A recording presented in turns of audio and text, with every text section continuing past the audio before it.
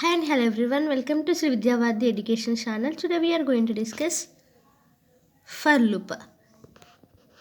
For loop అనే topic ఈరోజు discuss చేసుకోబోతున్నాం. ఈ లాస్ట్ క్లాస్ వైల్ లూప్ అనేది డిస్కస్ చేసుకున్నాం.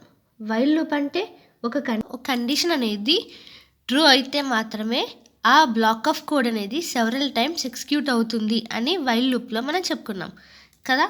ఇప్పుడు సీక్వెన్స్ తీసుకున్నప్పుడు అందులో ప్రతి ఒక్క ఐటెం కూడా బ్లాక్ ఆఫ్ కోడ్ రిపీట్ అవ్వాలి అంటే ఫర్ లూప్ స్టేట్మెంట్ అనేది మనం తీసుకోవాలి. ఒక సీక్వెన్స్ తీసుకున్నప్పుడు అందులో ప్రతి ఒక్క ఐటెం క్యార్ కానీ నంబర్ కానీ ప్రతి ఒక్క ఐటెం కూడా బ్లాక్ ఆఫ్ కోడ్ రిపీట్ అవుతే దాన్ని ఫర్ స్టేట్మెంట్ అంటాం, ఫర్ లూప్ స్టేట్మెంట్ అంటాం. తీసుకున్నాం ఇందులో మనకి ఇనిషియలైజేషన్ కానీ టర్మినేషన్ కానీ అప్డేషన్ అనేవి ఏమీ లేవు. ఇందులో వైల్ లూప్లో అవి ఉన్నాయి కానీ ఫర్ లూప్లో ఏమీ అవసరం లేదు. ఇనిషియలైజేషన్ టర్మినేషన్ అప్డేషన్ అనేవి అవసరం లేదు ఫర్ లూప్లో.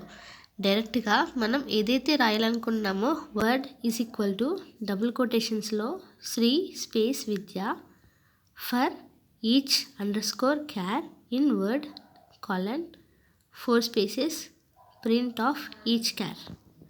నౌ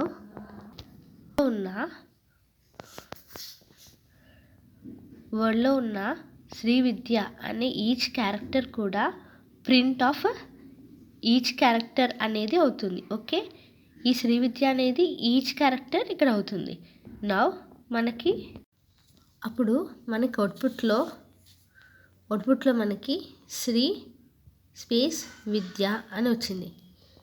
అవుట్పుట్లో మనకి శ్రీ స్పేస్ విద్య అని వచ్చింది. బికాస్ ఆఫ్ శ్రీ స్పేస్ విద్య కాబట్టి అవుట్పుట్లో మనకి శ్రీ స్పేస్ విద్య అని వచ్చింది. ఇప్పుడు నౌ మనం క్యార్లో చూసాం కదా. ఇప్పుడు నెంబర్స్లో చూద్దాం. ఇప్పుడు now how to generate a sequence of number అనేది చూద్దాం. For each underscore number in sequence underscore numbers colon. Now repeating block of code. Now sequence of ఇంటీజర్స్ని జనరేట్ చేయడానికి మనం రేంజ్ అనేది యూజ్ చేస్తాం. రేంజ్ ఆఫ్ ఎన్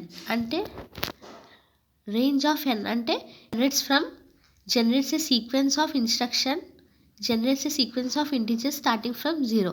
అంటే 0 నుంచి స్టార్ట్ చేసుకుని ఫర్ ఎగ్జాంపుల్ ఎన్ అనేది 5 అని తీసుకుంటే ఎన్ అనేది 5 అయితే 0 నుంచి 4 వరకు తీసుకో అంటే బిఫోర్ నెంబర్ తీసుకో అని.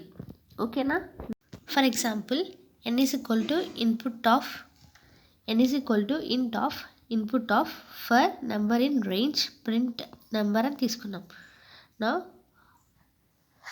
నేను ఇన్పుట్ అనేది 3 అని ఇచ్చాను అనుకోండి. అప్పుడు 0 1 2 అంటే 3 వరకు తీసుకో అంటే 3 అనేది ఇంక్లూడ్ అవ్వదు.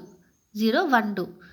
ఫర్ ఎగ్జాంపుల్ 5 అని తీసుకుంటే 0 1 2 3 4 5 అనేది ఇంక్లూడ్ కాదు కదా, అందుకే 4 వరకు తీసుకున్నాం. నా ఇన్పుట్ ఆఫ్ 9 ఇన్పుట్కి 9 అని ఇస్తే అప్పుడు రేంజ్ 0 1 2 3 4 5 6 7 8 వరకు ప్రింట్ అవుతుంది. ఫర్ సపోజ్ ఇప్పుడు నాకు ఇన్పుట్ అనేది 5 టైమ్స్ అనుకున్నా కదా. ఇప్పుడు నాకు 5 టైమ్స్ కూడా రావాలి. ఓకే, ఇప్పుడు ఇన్పుట్ అనేది నేను 5 అని తీసుకున్నాను. నాకు ఇప్పుడు 0 1 2 3 4 5 కూడా నాకు ప్రింట్ అవ్వాలి. అంటే ఏం చేయాలి అంటే n is equal to input of input ఏమి ఇచ్చాను ఇక్కడ 5 అని ఇచ్చాను. For number in the range print of number plus 1 అని వస్తే 5 అనేది కూడా ప్రింట్ అవుతుంది. ఓన్లీ నంబర్ అని అంటే ఓన్లీ 0 1 2 3 4 మాత్రమే ప్రింట్ అవుతాయి.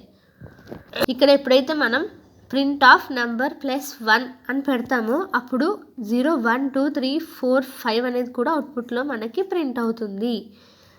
అదే కనుక మనం ఓన్లీ నంబర్ అని ఇస్తే 0 1 2 3 4 మాత్రమే ప్రింట్ అవుతాయి. ఓకే, ఇప్పుడు నా రేంజ్ అనేది స్టార్టింగ్ ఫ్రమ్ 0 నుంచి కాకుండా మన నచ్చిన నెంబర్ నుంచి స్టార్ట్ చేసుకుని ఏం చేయొచ్చు. ఎలా అంటే range is equal to range of 3 8 అని తీసుకున్నాను. రేంజ్ ఆఫ్ 3 8 అని తీసుకున్నాను. 3 నుంచి స్టార్ట్ చేసుకుని 8 వరకు ఎండ్ అవ్వాలి. అంటే 8 అనేది ఇంక్లూడెడ్ కాదు.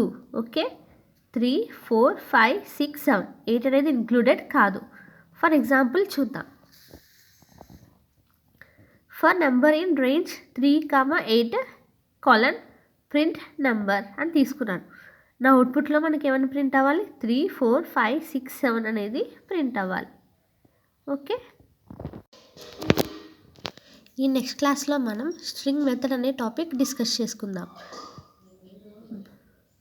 Please subscribe to our channel. Thank you.